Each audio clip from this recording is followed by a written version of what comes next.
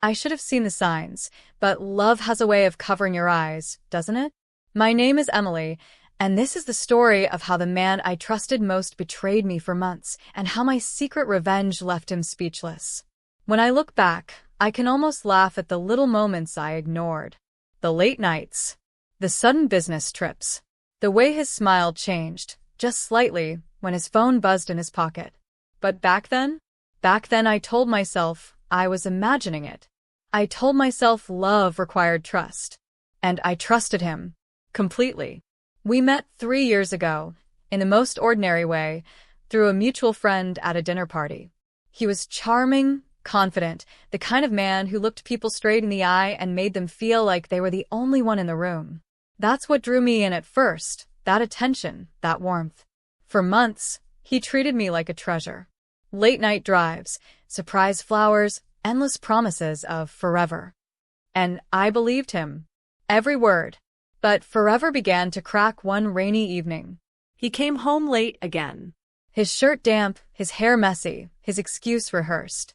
Work kept me, he muttered, kicking off his shoes with exaggerated exhaustion.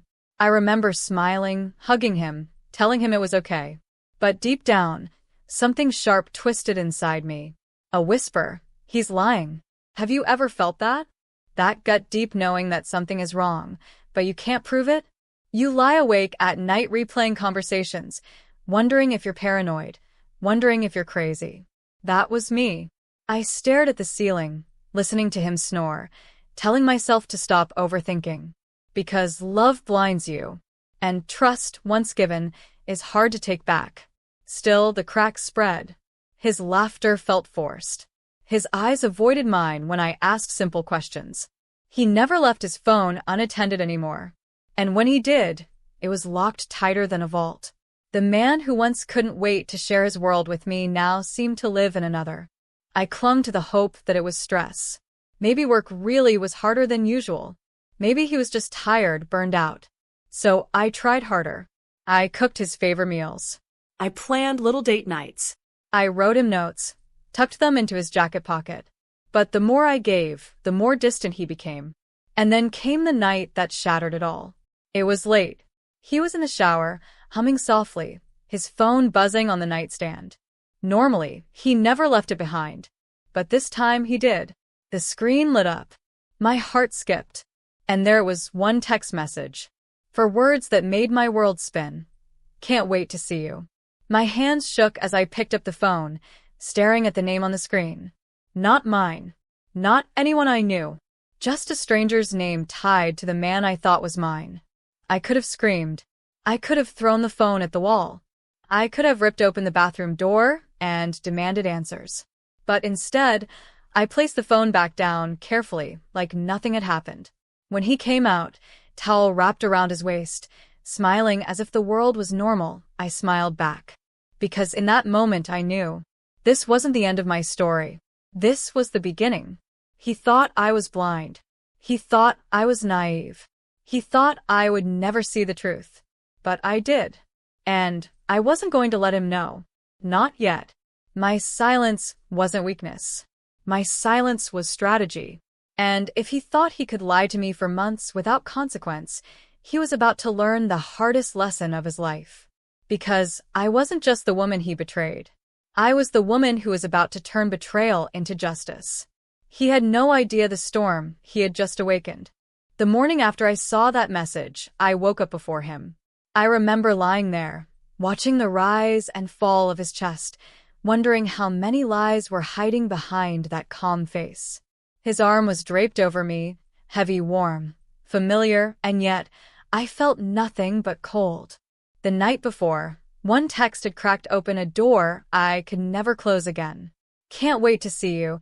Those words looped in my head like a song I couldn't shut off. Every time I closed my eyes, I saw them glowing on his screen. I wanted to ask him right there, but I didn't. Instead, I got out of bed, made coffee, and smiled when he joined me in the kitchen.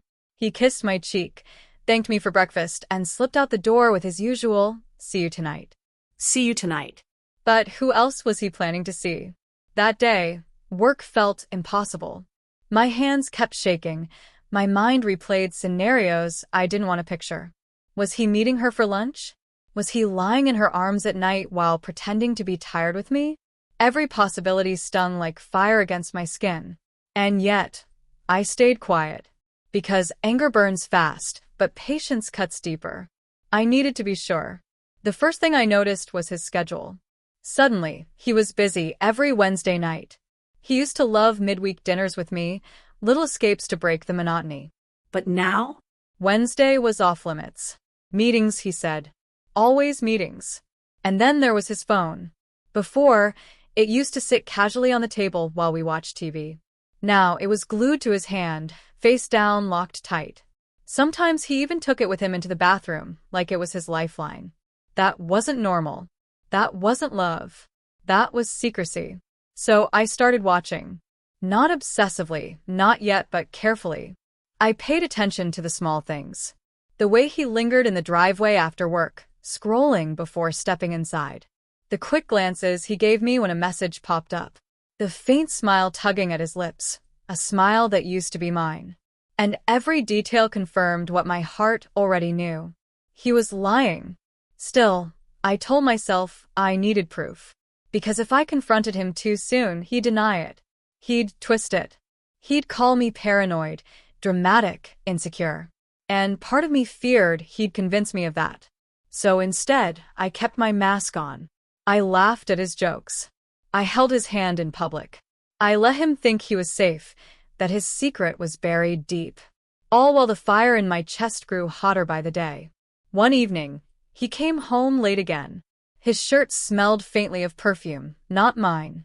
My stomach dropped, but I forced my lips into a smile. Long day? I asked. Exhausting, he sighed, tossing his jacket onto the couch. You wouldn't believe the stress I'm under. And I nodded, murmured sympathy, while inside my mind screamed, You liar. That night, after he fell asleep, I picked up his jacket. I don't know what I expected to find. A receipt? A note? Anything. And there it was, tucked deep into the pocket, a small folded slip of paper. I unfolded it slowly, hands trembling. A restaurant bill. For two. From Wednesday night. My breath caught. The bill wasn't for a quick bite, it was for a 3-course dinner, with wine, dessert, the works. Romantic. Intimate. And it wasn't with me. I sat there in the dark, staring at that slip of paper, my heart pounding so loudly I was afraid it would wake him. Tears stung my eyes, but I refused to let them fall. Because in that moment, my suspicion became certainty. He was betraying me. But instead of confronting him, I folded the paper neatly, slid it back into the pocket, and whispered to myself, Not yet. Because if there's one thing betrayal teaches you, it's patience. He thought he was clever. He thought he was untouchable. But I was learning. I was watching. I was planning. The next weeks became a game of masks. He lied, and I pretended to believe him. He smiled, and I smiled back. But behind my calm face, I was cataloging every detail, every inconsistency, every little thread I could later pull to unravel him completely.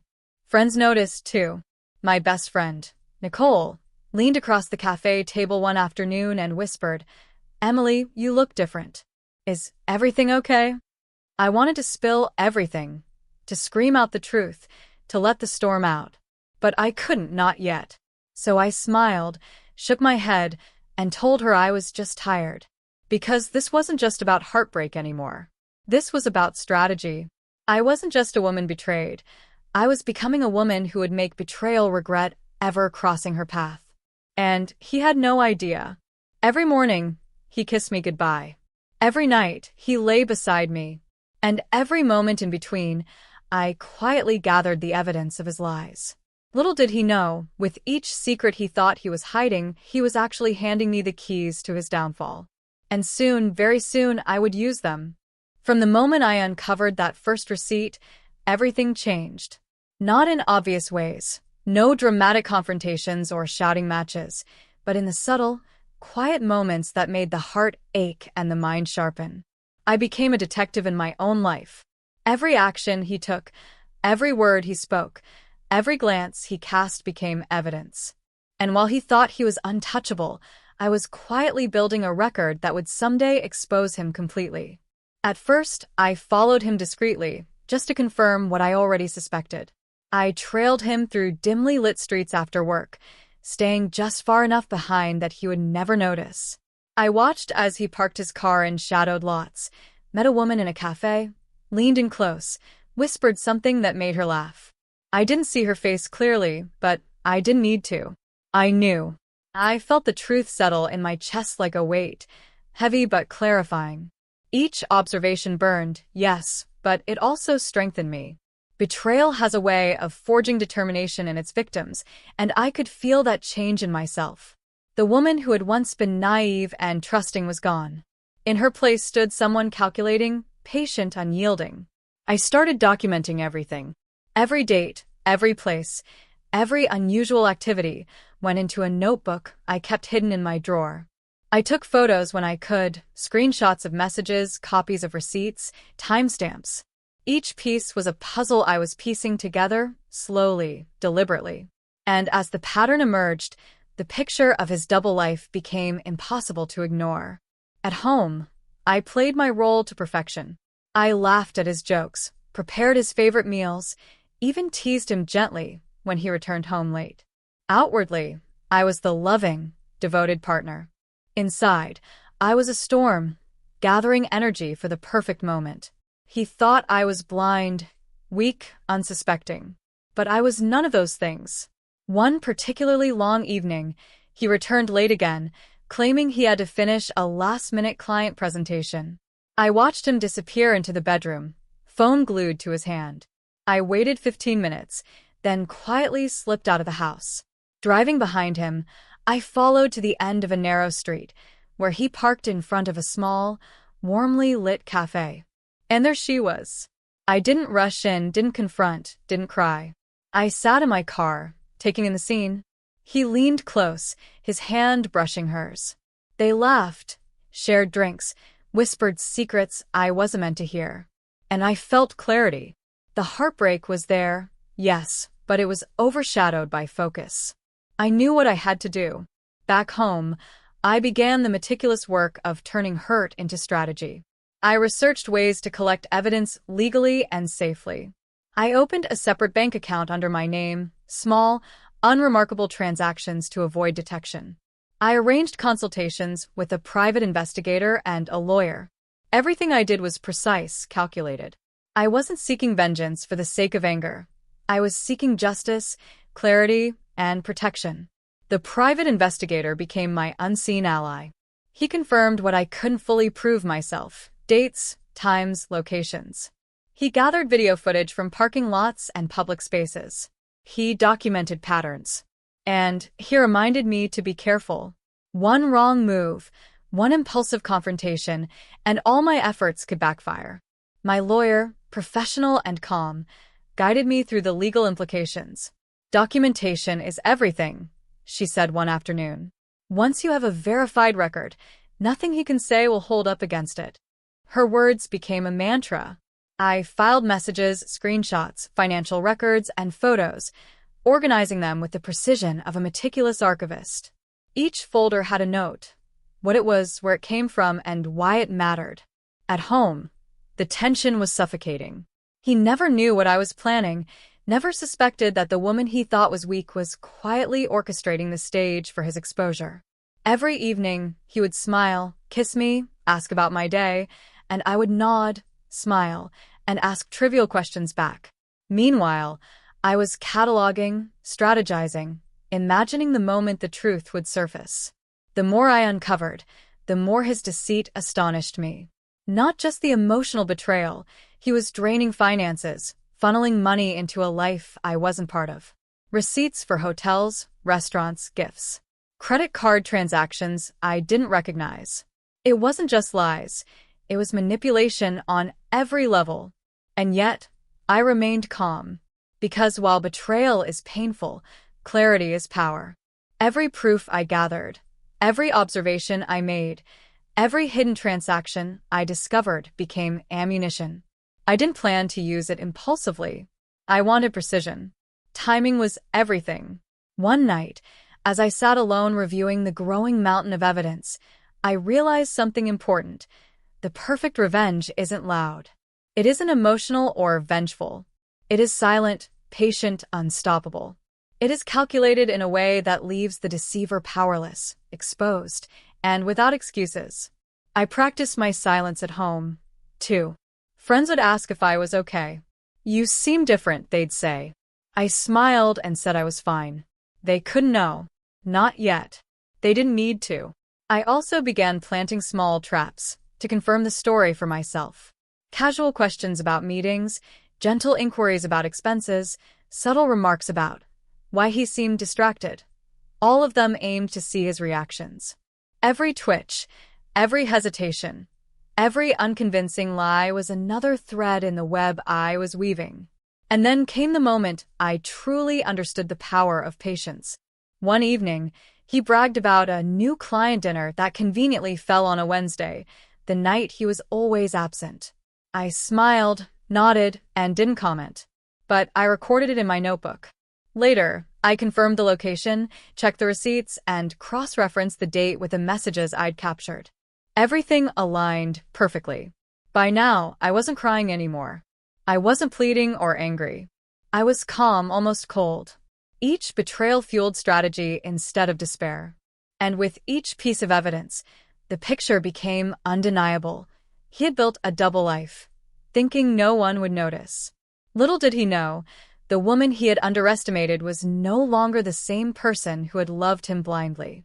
She had transformed grief into clarity, heartbreak into patience, and betrayal into the quiet construction of justice. And soon, very soon, the trap would be complete. The stage would be set. And when he finally faced the consequences of his own deception, he wouldn't just be exposed. He would be left speechless.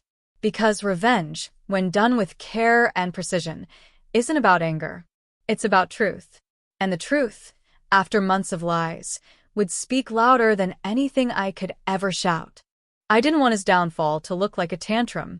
I wanted it to look like the inevitable unraveling of a man who had been relying on charm and lies for far too long. So I built the plan quietly, like a surgeon, precise and deliberate, because chaos might feel good in the moment, but clarity lasts forever. First, I started with the obvious. Secure the evidence. Not the messy, emotional proof you blast on social media at 2 a.m, but the kind of documentation that doesn't bend under pressure.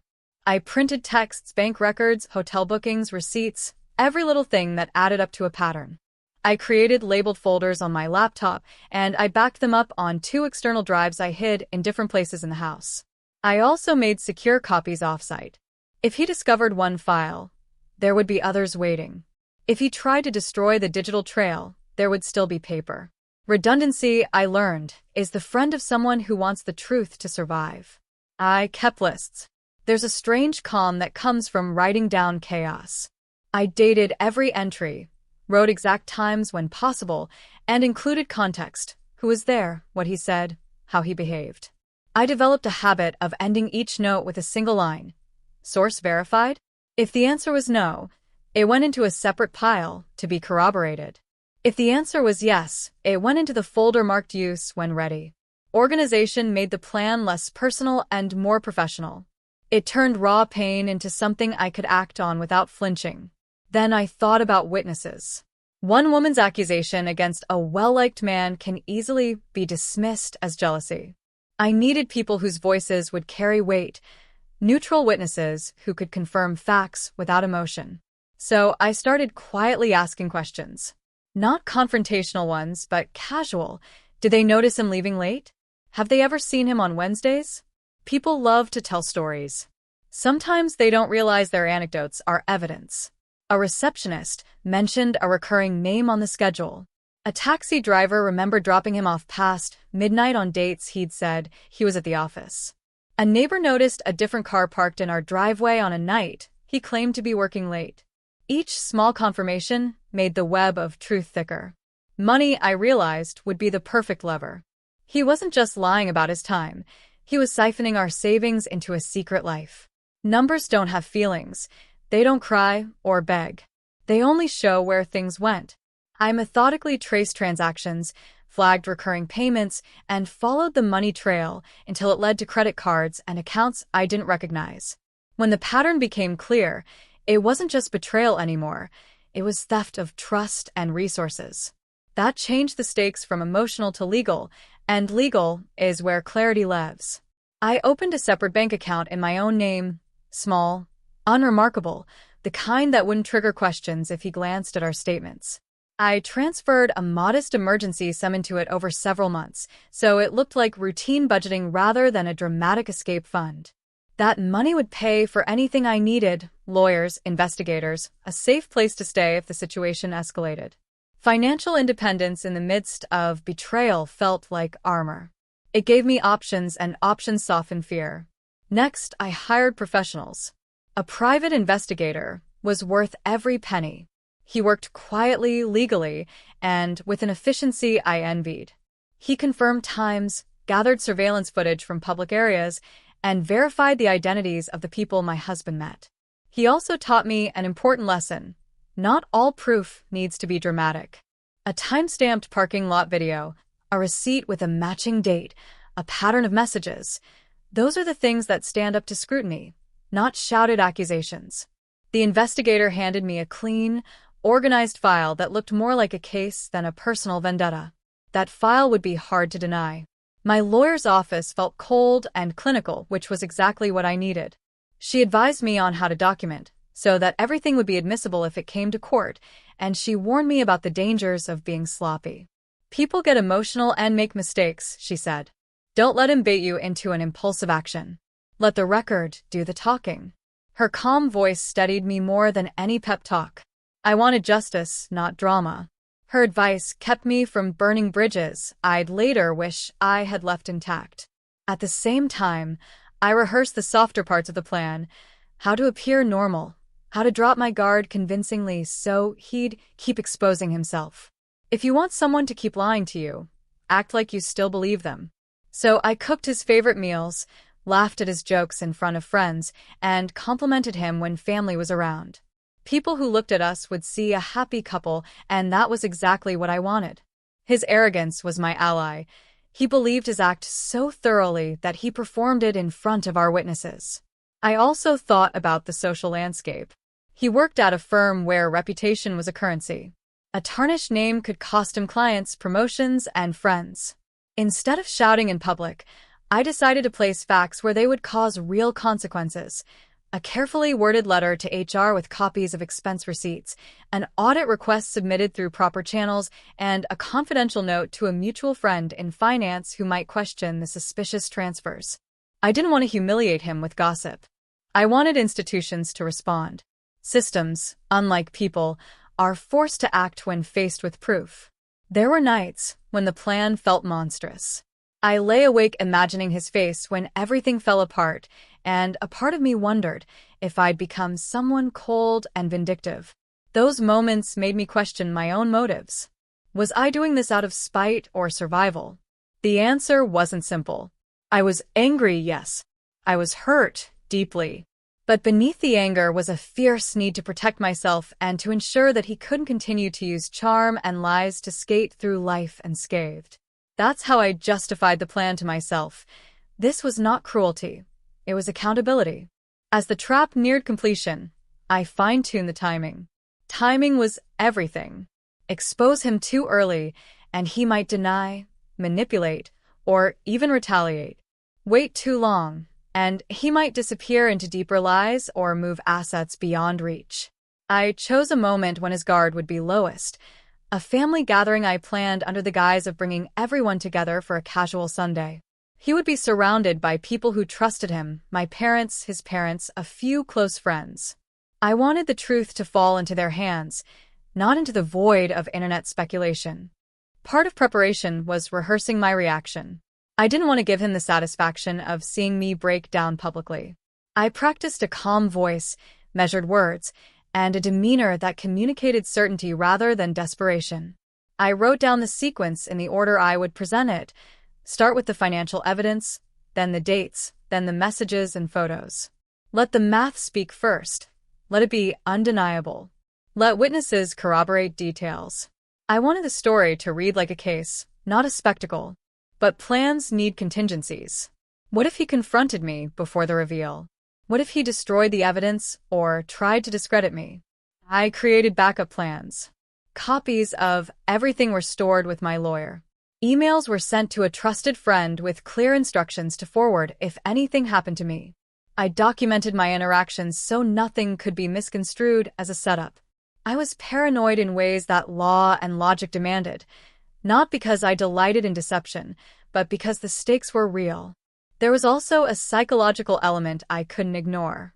I wanted him to feel the weight of what he'd done, but I didn't want to revel in humiliation. My goal was clear: expose the behavior, protect my life and reputation, and force an accountability that words alone never achieved. I wanted the consequences to be proportionate: bank audits, strained relationships, a professional reckoning if that's what his misconduct deserved. Revenge that leaves scars on the soul never heals. Justice that restores dignity, however bruised, allows a new life to emerge. The final days before the reveal were a mix of mundane routine and electric tension. I did normal chores, made grocery lists, met friends for coffee, and smiled through small talk. Meanwhile, the envelopes sat on my kitchen table, neatly labeled, methodically arranged. It felt absurd to set a kettle on the stove while the papers that would end a life of lies were only a few feet away. But normalcy was part of the strategy. He had to believe everything was the same until the moment it wasn't. The night before the reveal, I barely slept. I reviewed the files again and again, each time imagining the conversation that might follow. I rehearsed the words I would say if his face fell with shame, and the words I would say if he lashed out in anger. I wanted to be ready for everything, and to be steady in the face of it.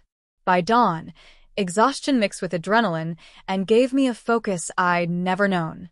When morning came, I dressed plainly, careful not to telegraph the storm inside me. He left as usual, confident and charming. I kissed him goodbye with a smile, the kind that told him nothing and everything at once. Then I put the envelopes where they needed to be, one to HR, one to my lawyer, and one to the family gathering. The rest were secured, copies mailed to a trusted friend with instructions to act if something went wrong. As I walked into the living room where I would later present everything, a quiet thought crossed my mind. I was no longer consumed by the need for his apology. I didn't need him to confess or grovel. What I wanted was truth, to have consequences. I wanted to see the reality of his choices reflected back to him, through the eyes of people who had trusted him. The plan wasn't about making him suffer. It was about making him accountable. The stage was set. The trap was elegant in its simplicity, truth, presented where it could not be ignored. I had done what I needed to do. I transformed pain into preparation and betrayal into a blueprint for change. No dramatics, no melodrama, just a careful, clinical process that turned secrets into evidence and secret safety into exposure. When the first person opened the envelope and saw the receipts, the messages, the dates, when the hush fell over the room, I knew the plan had worked. But that moment, that hush, is for the next section. For now, I sat back and breathed, feeling the strange peace that comes after a long winter of waiting. I had used silence as strategy, and in doing so, I'd taken back control of my life. I didn't enjoy the hunt. I didn't relish the exposure. But I accepted it as necessary. Because sometimes protecting yourself means becoming someone methodical, careful, and unafraid to hold others to the truth. And as I looked at the papers one last time, I felt something settle in me that had been missing for months. Not victory, exactly, but release. The trap was set, and the rest was inevitable. The morning of the reveal felt ordinary to everyone else, but to me, it was anything but. Sunlight spilled lazily across the living room floor, dust motes floating lazily in its golden glow. To anyone passing by, it was just another day. To me, it was the day his world would collapse under the weight of his own deception. I had prepared everything meticulously. The envelopes sat on the table, labeled and ordered. Receipts, messages, bank statements, screenshots, everything he thought he had hidden. I had rehearsed my calm tone, the sequence of revelations, even the pauses to let the evidence speak for itself. This wasn't about theatrics, it was about precision. He entered the house, his usual grin in place, coffee in hand. "Morning, babe," he said, brushing past me with casual familiarity. I smiled back, my own expression perfectly neutral. He didn't notice the tension in the air. He didn't see the storm contained behind my eyes. I let him sit. I let him sip his coffee, scrolling absent-mindedly on his phone, blissfully unaware that his carefully constructed world was about to unravel. He was charming. He was confident. He was smug. And all of it would fail him today. Finally, I spoke, softly, deliberately. "There's something you all need to see." My voice was calm, even, but it carried an authority that made the room pause. Everyone turned to me, my parents, his parents, friends who had trusted him blindly. And then his eyes narrowed. What is this?" he asked, a hint of unease creeping into his tone. "Go ahead," I said. "Open it." He picked up the first envelope with a mixture of curiosity and fear.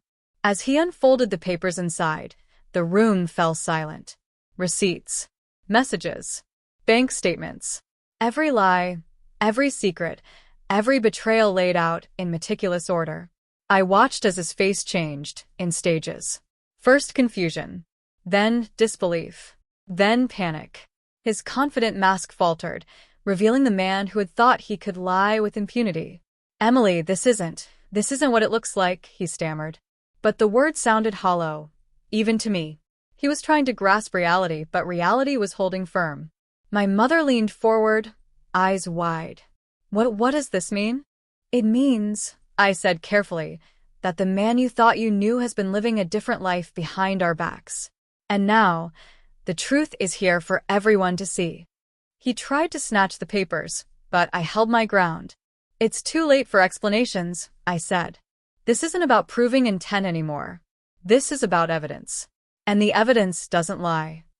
The room became a gallery of shock. Friends whispered, parents exchanged glances, and he tried to argue. But every protest was drowned by the undeniable facts in front of him. Dates matched. Locations aligned. Receipts corresponded perfectly. It was impossible to dispute. He shifted uncomfortably. "I can explain." "No," I interrupted, voice steady. "You had months to explain. You had months to be honest. Now it's time to face the consequences of the choices you made." For a moment, he looked around, as if searching for an escape route.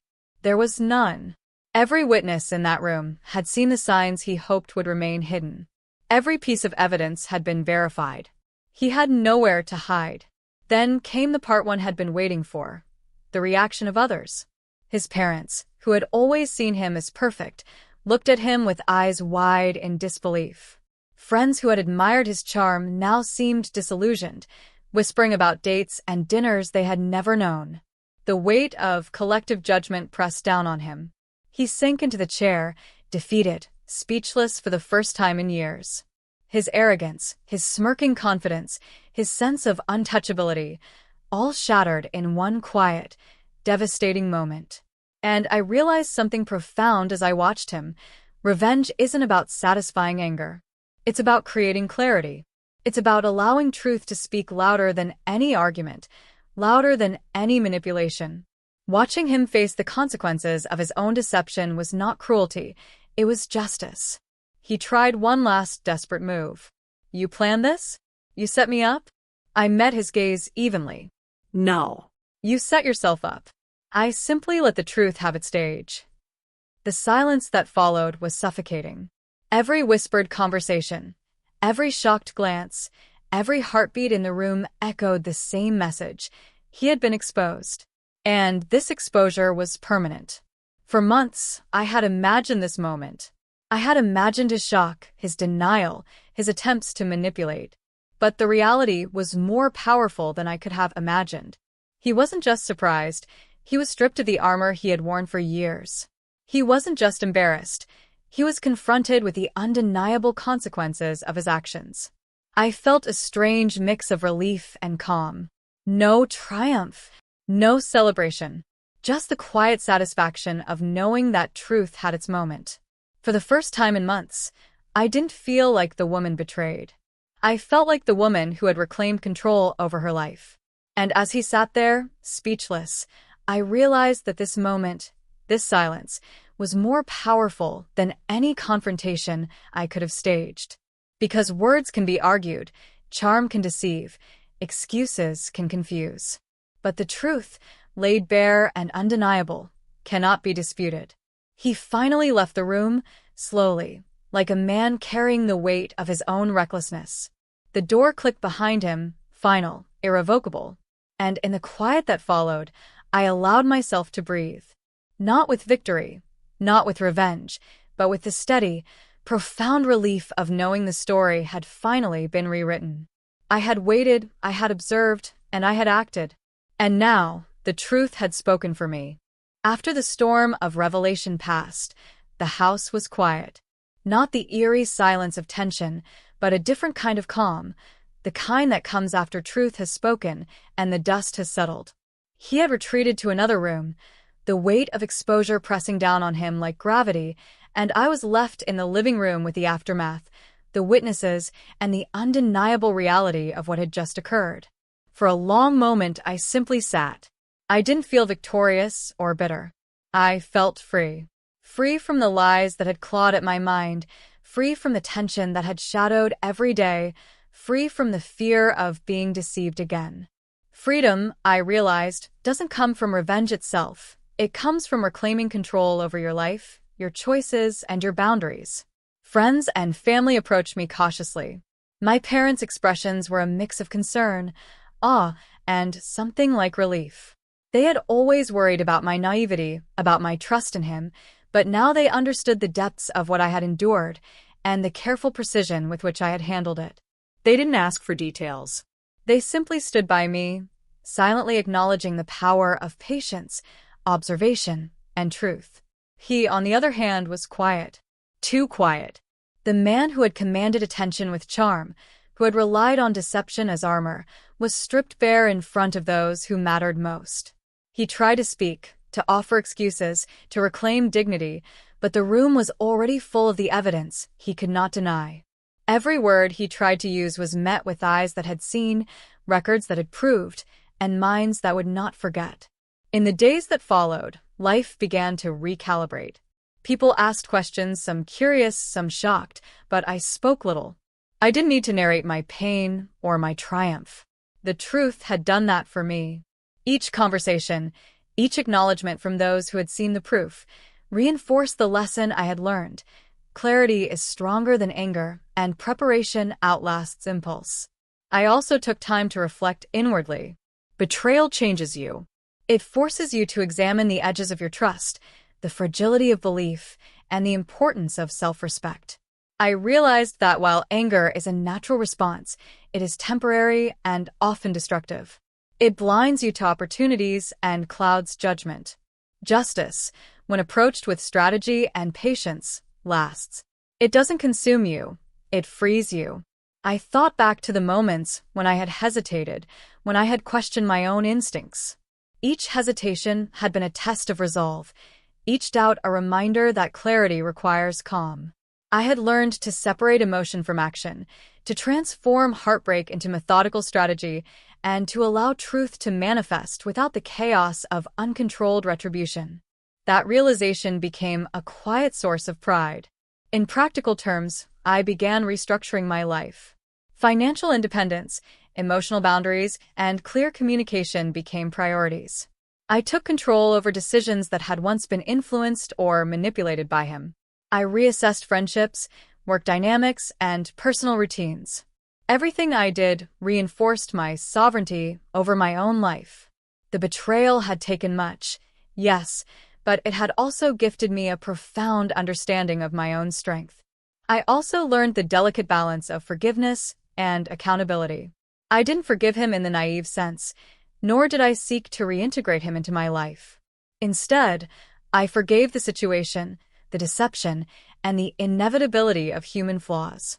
Forgiveness, I realized, is not about absolving the offender, it is about releasing the burden on yourself. And with that release came peace. Emotionally, I discovered resilience I hadn't known I possessed. I spent quiet evenings journaling, reflecting on each step of my journey, and acknowledging my own courage. I wrote down what I had learned. Trust wisely, observe carefully, and protect your own peace. These notes became a kind of moral compass, a reminder that life continues beyond betrayal and that every ending holds the potential for a new beginning. Over time, he faded from the picture of my daily life. The lessons he left behind were more valuable than the pain he had caused. I learned to recognize manipulation, to question surface appearances, and to value honesty above charm. And in the quiet moments, I could smile, not out of malice, but from the profound satisfaction of having navigated one of life's most difficult trials with dignity and clarity. The moral of this story, I realized, is not about revenge or exposure alone. It is about reclaiming your life from deceit, about allowing truth to surface with precision, and about understanding that patience, preparation, and calm observation are more powerful than anger or impulsive reaction. Life will always present betrayal in some form. How we respond defines the boundaries of our character and the trajectory of our future. As I moved forward, I did so with eyes wide open and heart intact. I nurtured trust where it was deserved, I avoided illusions, and I strengthened my own sense of self. I discovered that the greatest revenge, or perhaps the truest justice, is the life you rebuild, informed, empowered, and unapologetically yours. And when I look back now, I don't dwell on the betrayal itself. I remember the lessons, the quiet victories, the strategies that allowed me to protect myself and reclaim control. I remember that the storm passed and that I survived and thrived on the other side. Truth, patience, and clarity are the forces that endure. Everything else fades.